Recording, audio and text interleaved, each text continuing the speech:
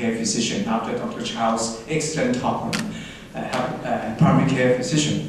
And one of the things that primary care physician have to do is time management, because we have to do a lot of things in a very short time and effectively. So my talk, being very late, has to be very short and succinct. I prepared a lecture that's good for an hour, but I have to do it within 20-30 minutes. So let's start.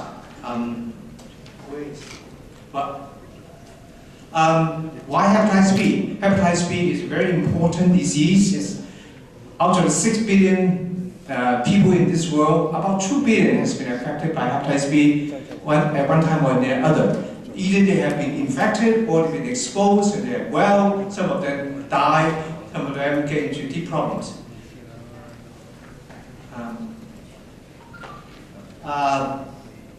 I invite you to look at this slide of the light over there, and if you want to move to this side, that would be great. But number one killer because of cancer is tobacco smoking. In the world, the second carcinogen is hepatitis B. The more people die from hepatitis B from cancer than many people else. In the world, we estimate about 400 million people still having hepatitis B. In China, there's about 300,000 people waiting to die because of the liver cancer.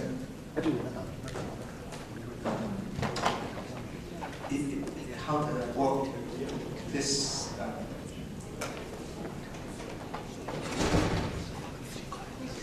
Okay.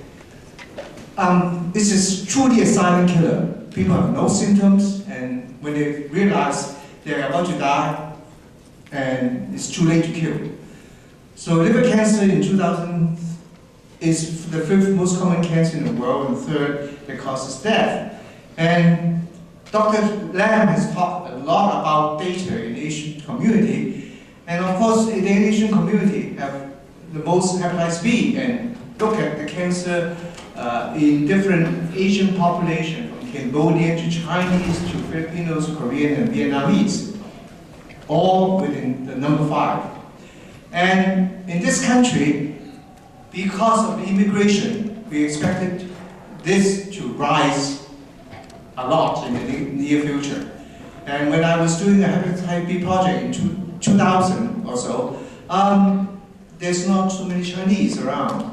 But now we look at our population, it's very, very dominated by Chinese immigrants.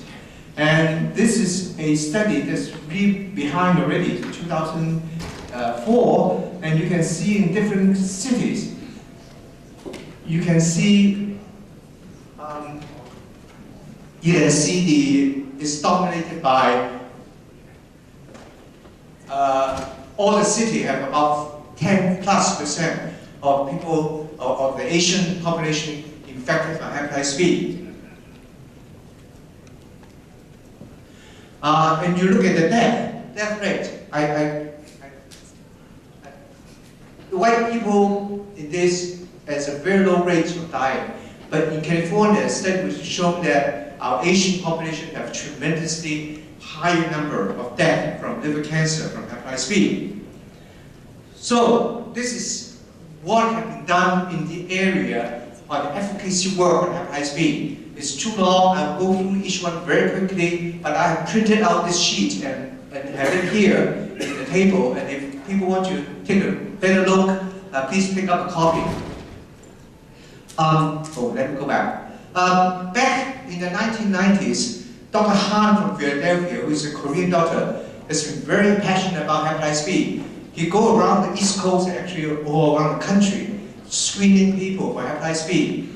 And her work is the pioneer of screening hepatitis B. But at that time, the problem is there's no treatment, it's expensive, there's no vaccine, the vaccine is so expensive, so there's very little she can do. In 2002, an organization called HBI, where the founder was a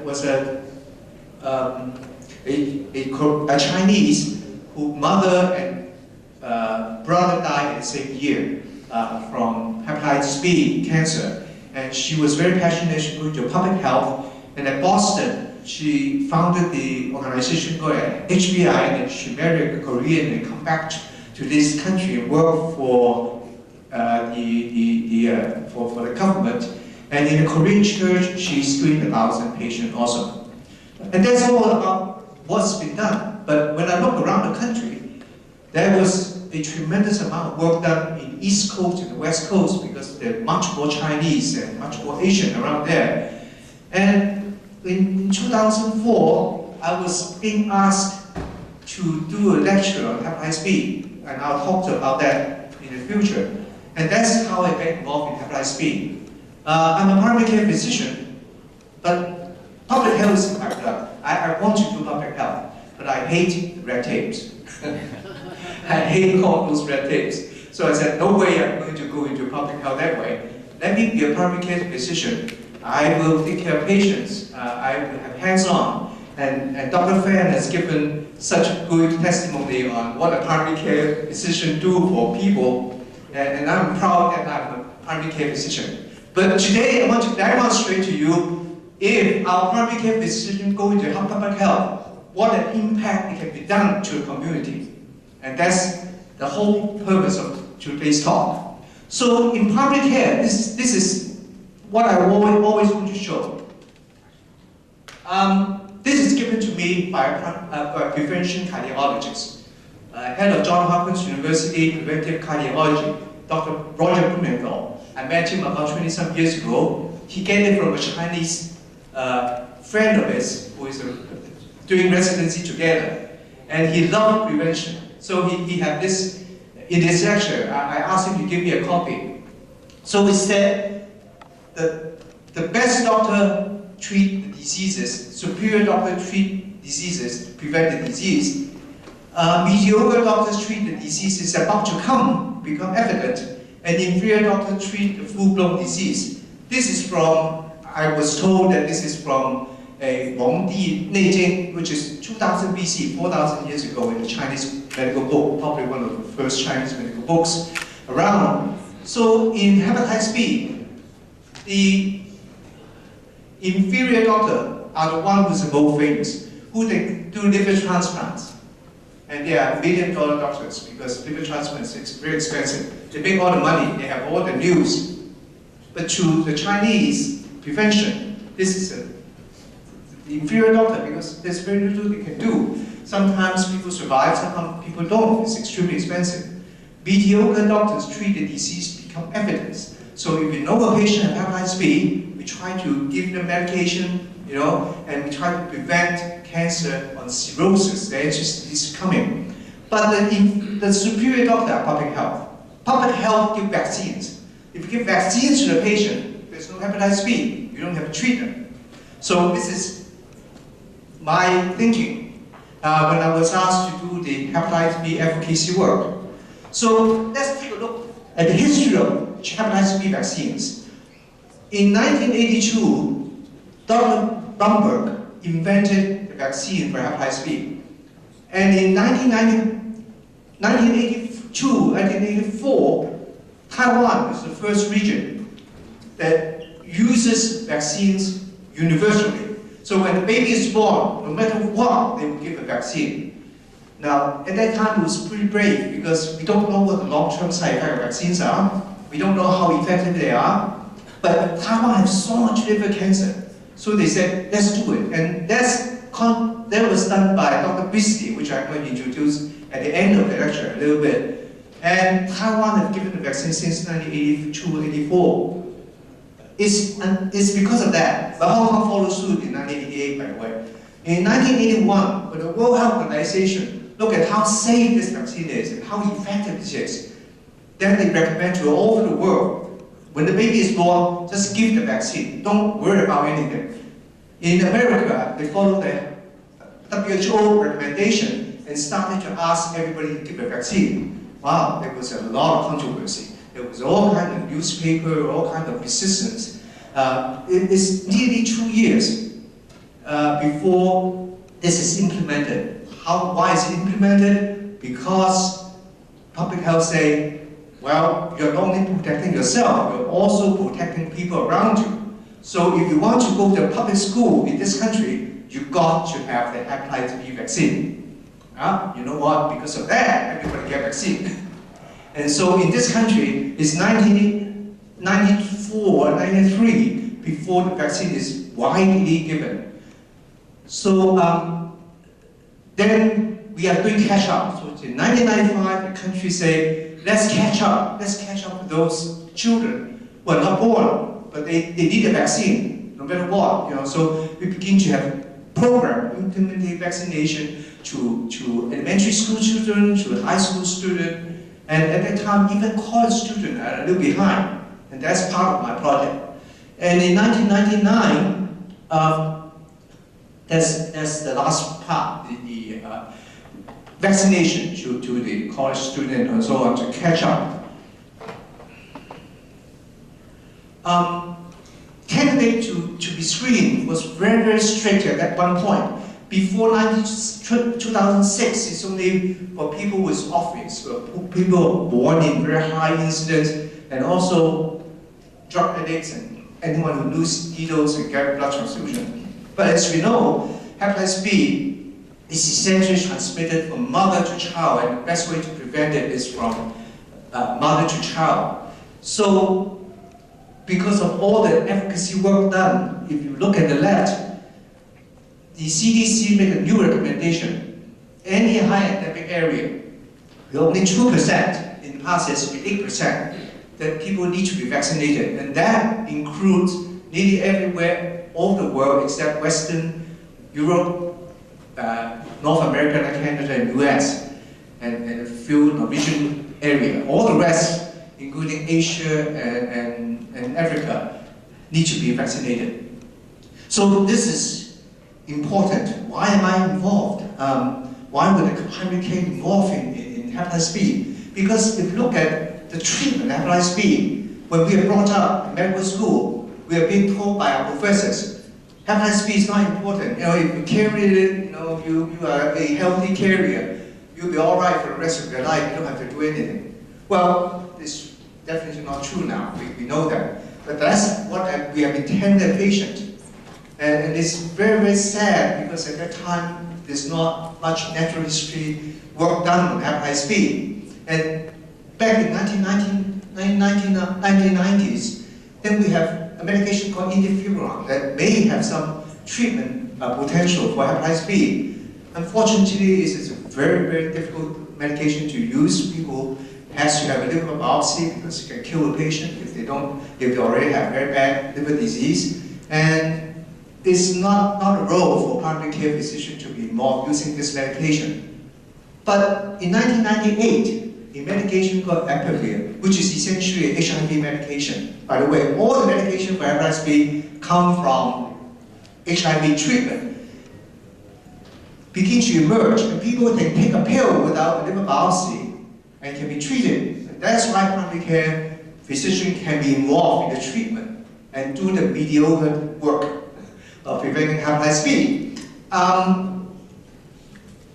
I've been watching this because I come from Hong Kong, which is educated in Hong Kong, and I'm very aware of the importance of hepatitis B, so I've been following it very closely. So in 1998, I'm beginning to use medication.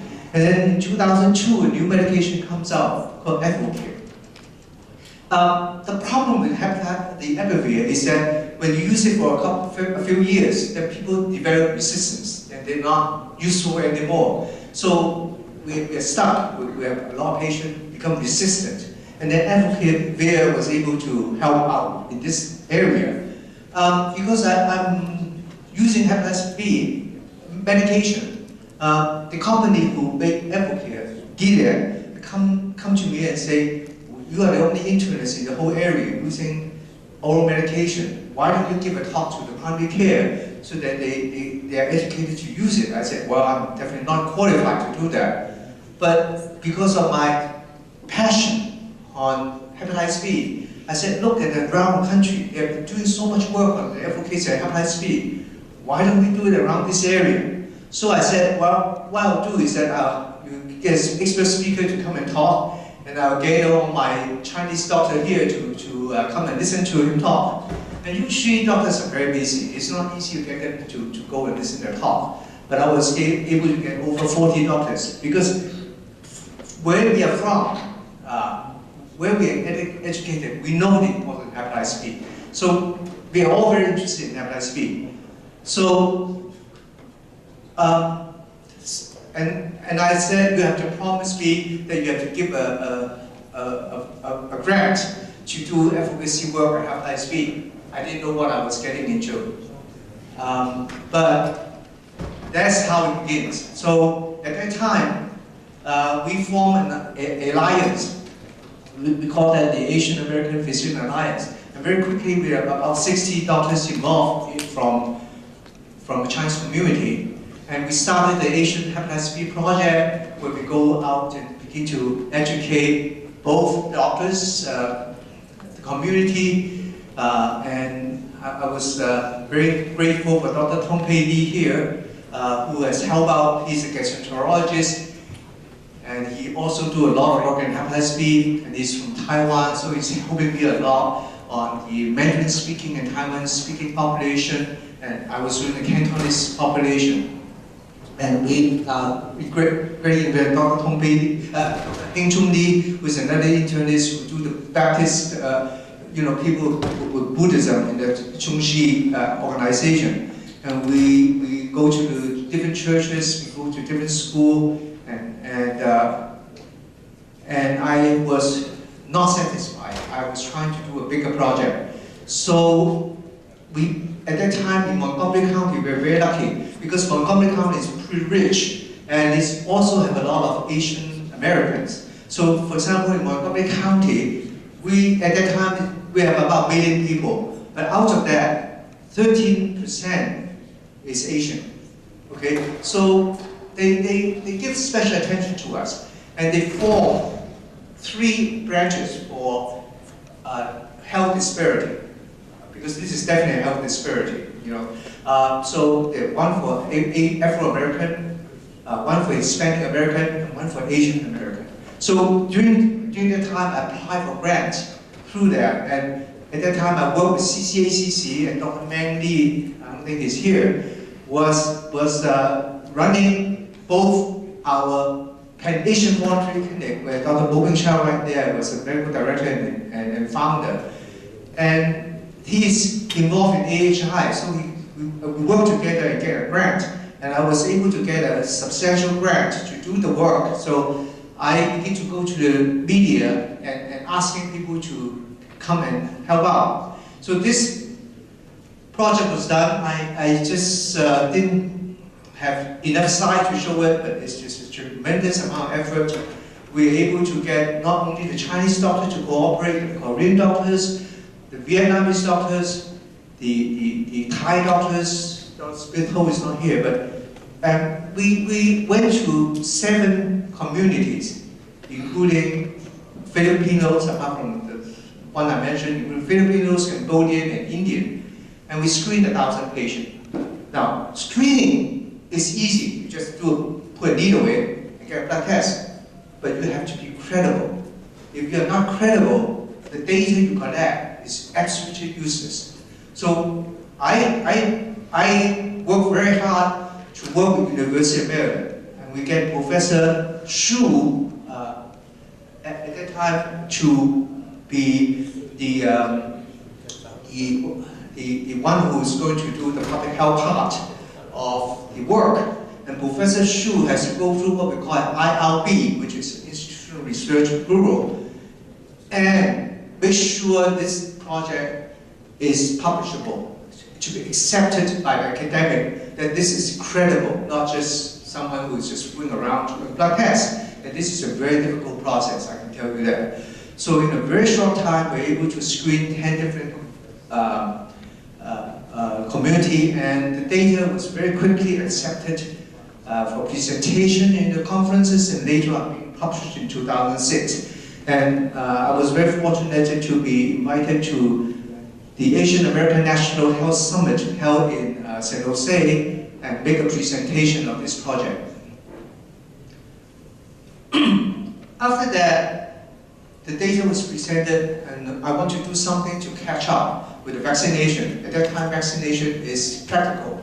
I was able to get funds for vaccination. Then I asked my colleagues to help out in this Asian college student hepatitis B project at the University of Maryland, where the Asian student especially, who has not been vaccinated, is able to go and get free vaccination either in the health clinic. I was indebted to Dr. Lee at the time, was a medical director for that, and also Dr. who worked around College Park was willing to do this project more or less free of charge. Dr. Tong Pei Yi is another one of them, and Dr. Wu Pingqiao is another who are right here in the audience. And then we also do a lot of different screening, including Virginia and Maryland and different churches. And then we realized it's terrible because people cannot afford it. So what good is it if we publicize this a lot and then they cannot get treatment, they cannot get anything. So we even though it is small, but we did start something called Panther project who can help the needy patients, but this is extremely small. So I realized that in order to have an impact on this disease, the government has to be the one involved. So I'm thinking, what can I do to get the government attention? And this, I think, is different from the other area, because the other area do want to get the government involved. Believe me, they have been doing a lot of work trying to get the government to be involved, and they have been doing tremendous good work. But it's difficult because our Asian population is only 5%. And the government said, you know, well, I'm going to do a lot of things about your 5%.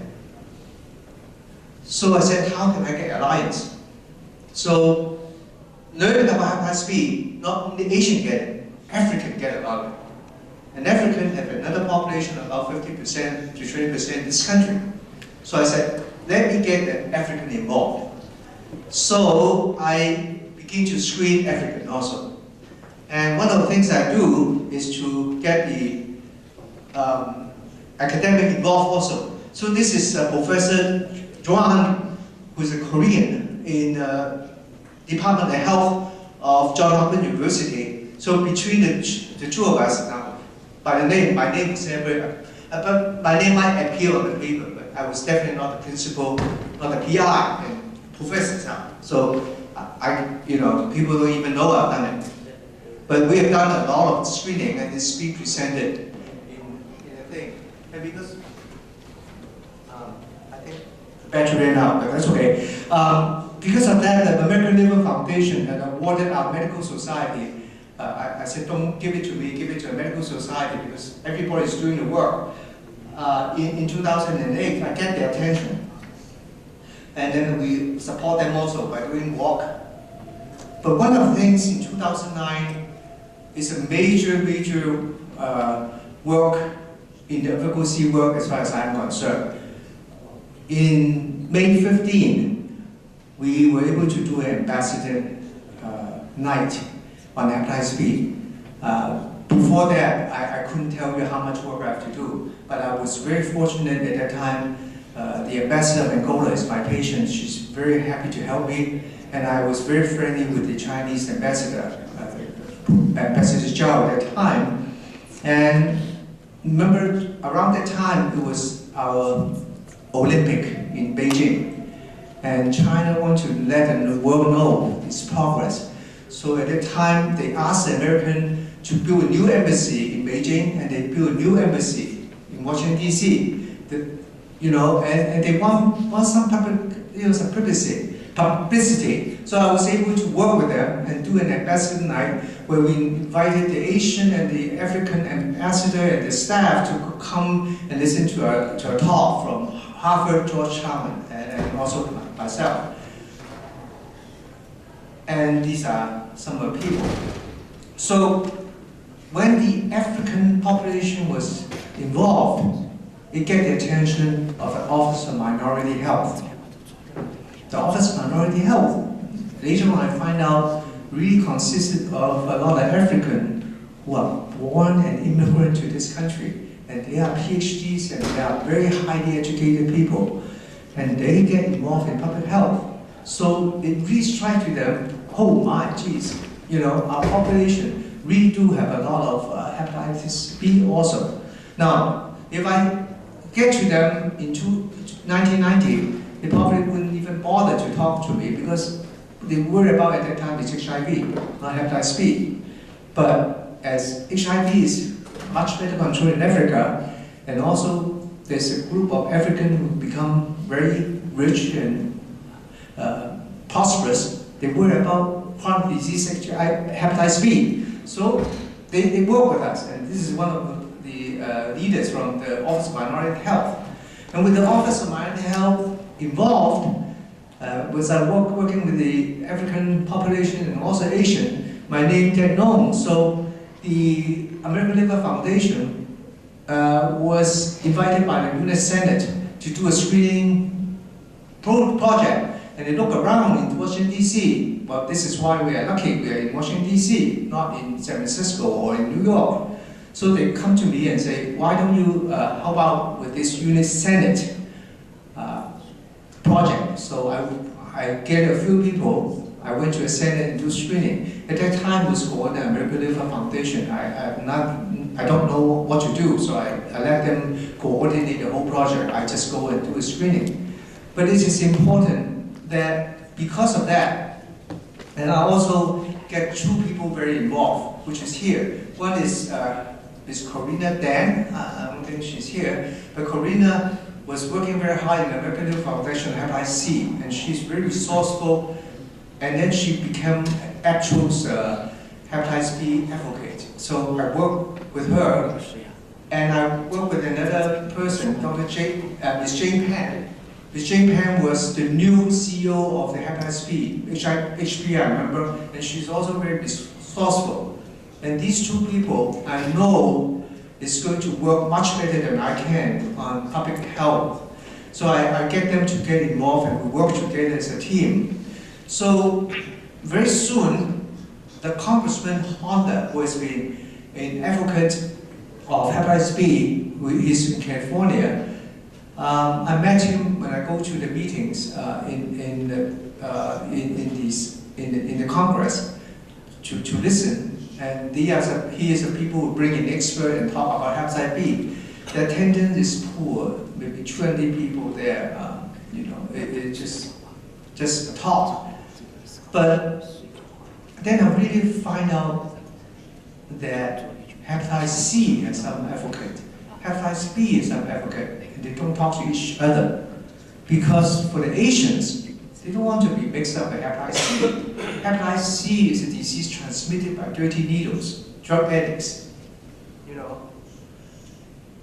We Asians, we are very proud of our heritage, we are very proud of ourselves. We don't want to mix with them.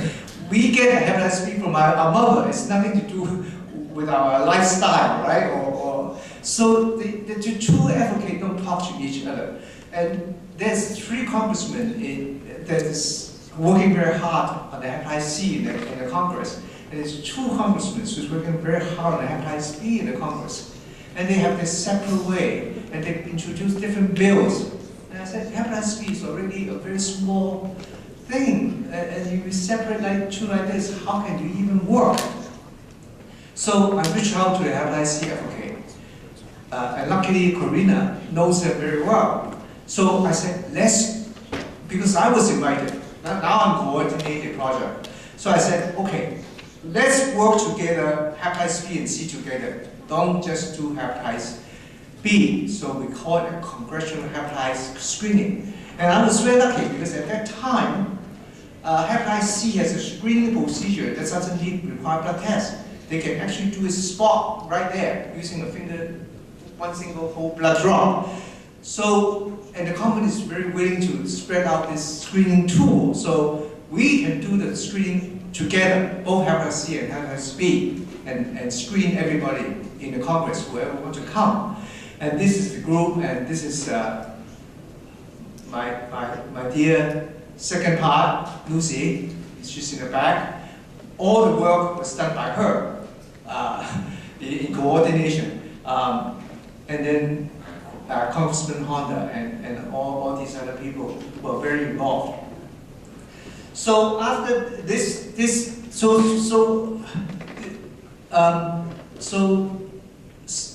May 15 is Ambassador Project, May 20 is the Senate screening, and July is 21st is the congressional screening. These three events really, to me, set a tone for a different kind of advocacy on the Hepatitis Project, and I'm proud to be part of it. So I said, this is not enough. You can say in Congress, but you have to make the congressman know. So we started the liver cancer campaign. And if I mentioned the word actual, here's Jeff, who is and Karina, who are working very hard on Hepatitis B in the Asian population, and they are much powerful organization. And I apply for grants through them and do the liver cancer free project. And this is a project that was in coordination with the help of the Nobel Prize laureate, Dr. Blumberg. Dr. Blumberg discovered the virus in 1967, invented the vaccine, 1976, and invented the vaccine in 1982, and because of that, he got the Nobel Prize. He actually very wanted to go to China in 1967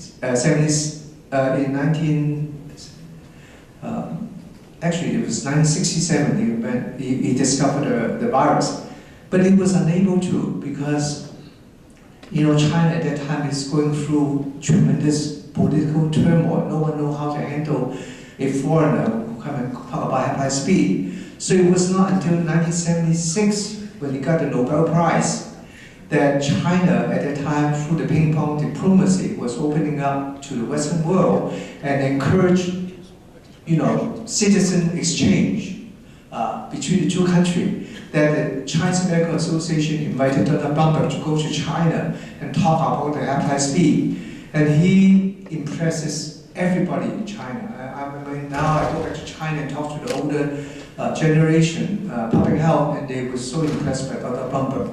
And with that, Dr. Blumberg bring a piece of paper, and that's the patent he got from Merck for the vaccine. And he gave it to the Chinese. You make all the vaccine you want. I don't want any 1 cent out of it. This is the certificate of my patent. Just make the vaccine and give it to Chinese people. That's what Dr. Blumberg. He didn't know what China is like today. If everybody paid him 10 cents for the vaccine, he would be very, very, very rich. So this project I forgot to show, but this project is essentially, I also printed out the thing he talked about. We encourage people to write to a congressman. We develop a website, and people have to just click into the website, and then we generate an email to the Congress. We have about over 10,000 emails and letters to the Congress, and to talk about the importance of hepatitis B and C, by the way, not only hepatitis B. And I think that have a side impact of what happens in the future. So, actually, I think this, well, we will talk about that later. But because of that, I'll talk about the impact. But anyway, because of all the work I've done, I was very fortunate to work with the medical student. This is the Asian Medical Student Association. When they have a national convention, they actually invited me to talk over there at Johns Hopkins 2010. And next year, they also have another meeting in Georgetown, and because actually everybody was working, so not only myself, so I invited the whole board to become in a way, the speaker, and you can see Dr. Dr. Chen is here, Dr. Lau is here, Dr. Mu Chao is here, Dr. Howard Pang is here, so everybody was involved. And not only are we going to have a small room for where 20 people are there, we are doing rallies where hundreds of people are there in Hepatitis B and outside of Congress. And we're beginning to get into high power society. And this is an attorney who organized this, because our Chinese physician was never involved in the Asian community, and this is the first time we actually participate in this community. We have Korean doctors there, we have Vietnamese doctors there, and who recognize this? This is our first ambassador to China under President Obama. What's his name? Gary Law. Gary Law. Gary Law, yeah. And you know, people like Gary Law is in this kind of meeting, and this is our president for all the Asian doctors in the country. So we are going to do that. So I don't know, I'm missing a couple of slides, so I don't know where it is. How, let me go through that and come back. Yeah. Well, this slide should be higher up. So, but the key point is, you can make all the noises, but if you don't have data, and if you don't have important, credible organization to tell Congress what to do, you're not going anywhere. So many other advocates, and they know it, was working with this IOM, Institute of Medicine. Institute of Medicine is not only medicine, it's also Institute of Economy, Institute of industries of all kinds. And these are voluntary organizations, but with the world best expert in the field giving opinion to the Congress. And all the congressmen read this, and they really respect this. We were able to get the Institute of Medicine to write a comment saying hepatitis B and hepatitis C is management of hepatitis B and hepatitis C at that time is terrible. You need new guidelines. Okay? And this really make a big difference to the congressmen who make the laws. And next year, we were also very lucky to have the Assistant Secretary of Health to be a Korean, Dr. Ko. We were able to draft an outline of what the government should do on combating the silent epidemic of all viral hepatitis. They couldn't do it before because you have all these hepatitis C people saying something, hepatitis B people saying something.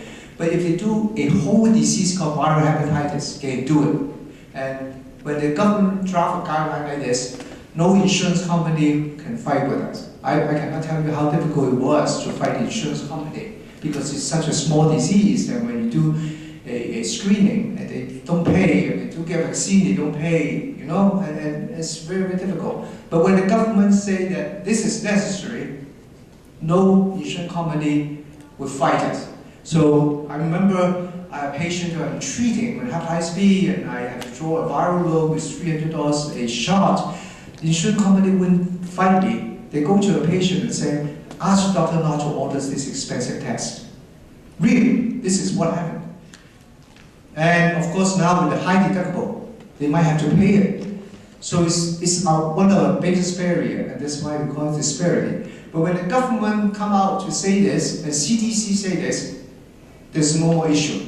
So I think this is very important. Okay, so let's go back. So after, well, I think this is not the slideshow I want to show, but anyway, I'll show it. But it's not only important to do advocacy work in the federal government, we have to do it locally. So the state of Maryland was trying to draft a bill called HB 641. And I work with CCACC and get 2 buses of people go to Annapolis.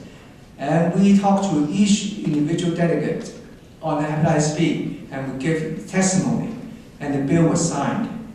And this is, at that time, Governor O'Malley and all the people in there.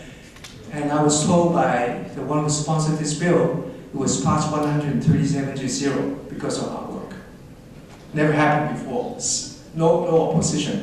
I was also invited to do screening at our US HHS headquarters in DC.